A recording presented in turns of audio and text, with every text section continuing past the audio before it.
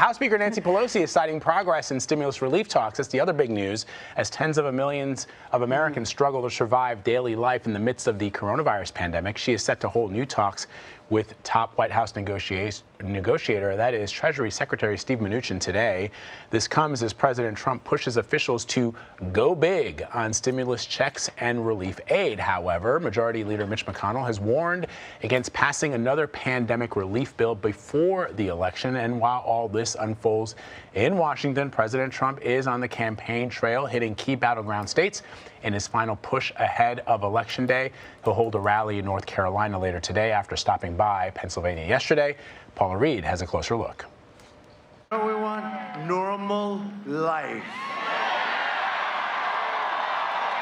Normal life will finally resume. President Trump continues to falsely claim the country is past the pandemic. But First Lady Melania Trump is among those still struggling with the lingering effects of the virus. She was scheduled to accompany her husband to Erie, Pennsylvania last night, but she pulled out as the White House says she still has a lingering cough from COVID-19. And as Dr. Anthony Fauci warns the virus is having a resurgence, the president continues to voice his displeasure with the doctor. He's a nice guy. The only thing I say is he's a little bit sometimes not a team player. As millions of Americans remain unemployed because of the pandemic, President Trump continues to tease a second round of COVID financial relief, even though negotiations have been dragging on for months. I want to do it even bigger than the Democrats. Now, not every Republican agrees with me, but they will. House Speaker Nancy Pelosi highlighted divisions between the president and his own party. We're getting mixed messages. The Senate's saying one thing. The president says he wants to spend more money than I do. But as I've said before, it's not about the money. It's how the money is spent. CBS News has confirmed Senate Majority Leader Mitch McConnell has warned the White House not to move forward until after the election, amid concerns that another big round of stimulus could divide the Republican Party at a time when they need to unite to confirm Judge Amy Coney Barrett to the Supreme Court. While he made no mention of a COVID relief bill at his rally last night, the president took on 60 Minutes for an interview conducted earlier in the day. You have to watch what we do to 60 Minutes. You'll get such a kick out of it. You're going to get a kick out of it. Lesley Stahl is not going to be happy. Before his rally, he cut short an interview with 60 Minutes on Tuesday at the White House, saying he's considering releasing the interview before it airs. All right, so Paula Reid is joining us now from the White House. So let's get the whole 60 Minutes Lesley Stahl thing out of the way, Paula, because it wasn't just the mention. She got a little highlight there in his speech last night, but also all the tweets from others within the White House. So just tell us what happened. What's the 60 Minutes controversy? So yesterday, the president sat down with Lesley Stahl for an interview for the upcoming 60 Minutes, and he cut that interview somewhat short after just 45 minutes before he had done some other components of that appearance. Now, he subsequently tweeted suggesting that even though he has been interviewed by Lesley Stahl before, he said this time it was, quote, biased, and he's threatened to release the interview before it airs on Sunday. Now, 60 Minutes said that the White House did record the interview, but said it was for its archives.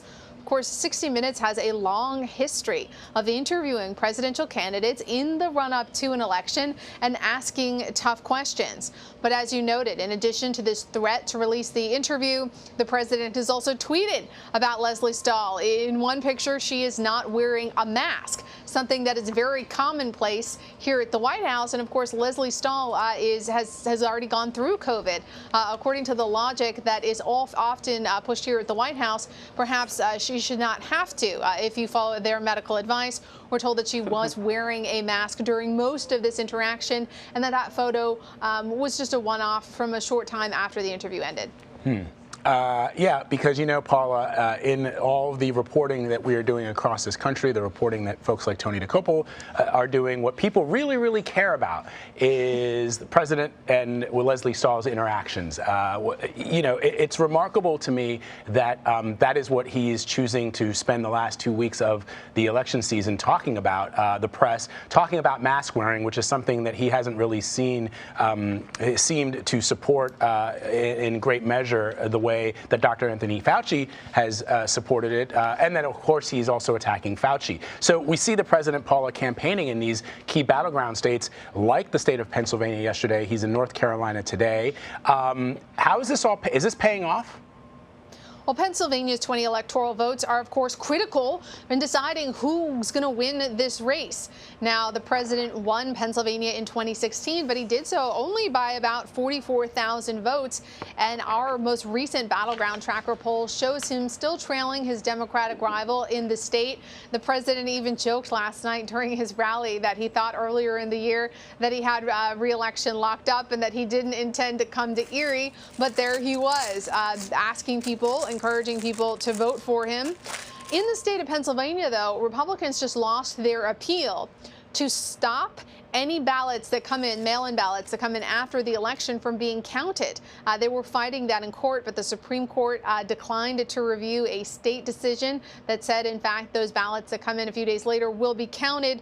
So right now, the president is doing everything he can to lock up the state of Pennsylvania, but that court decision did not help. Also, Biden has an enormous fundraising advantage. He has about 3 times as much money as President Trump's campaign. Of course, more money means more opportunities to advertise and try to connect with voters over the next few days.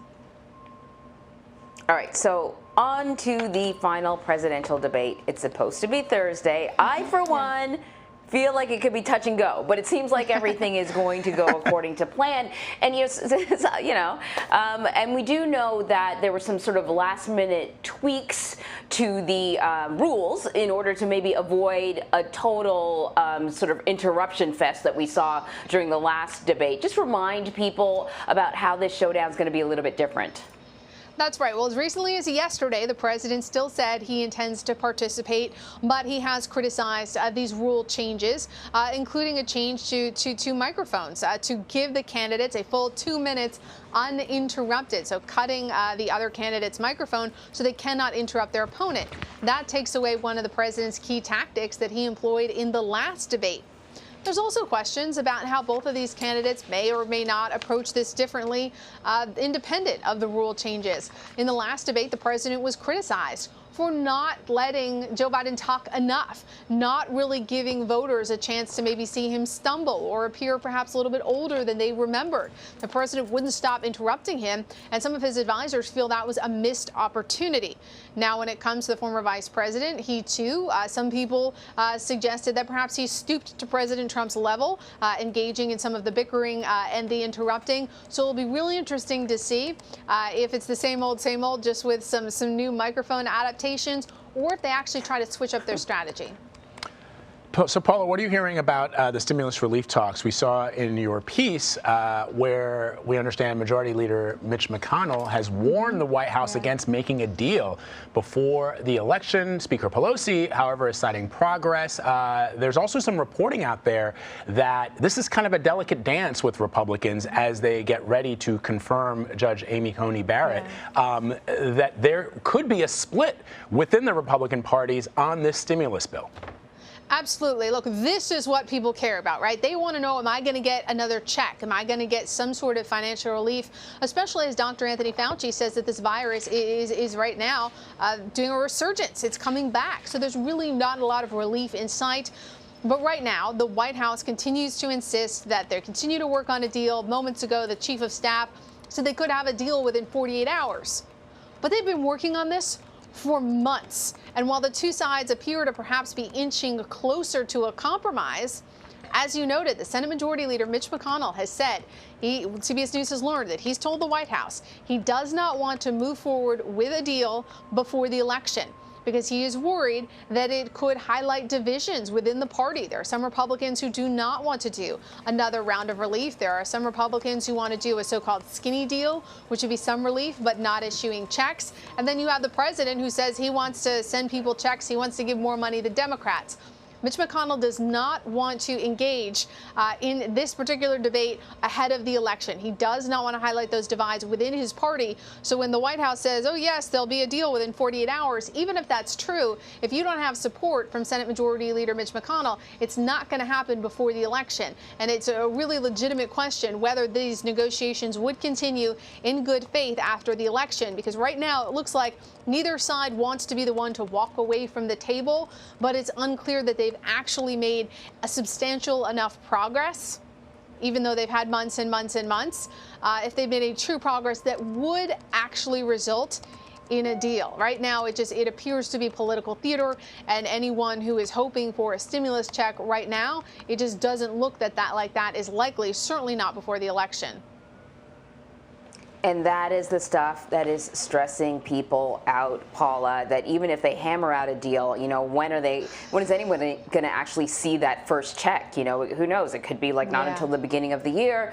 We're going to be talking later on in the show about just how to handle that financial stress and anxiety if you're dealing with that. So you want to stick around for that conversation. But for now, Paula, thank you so much.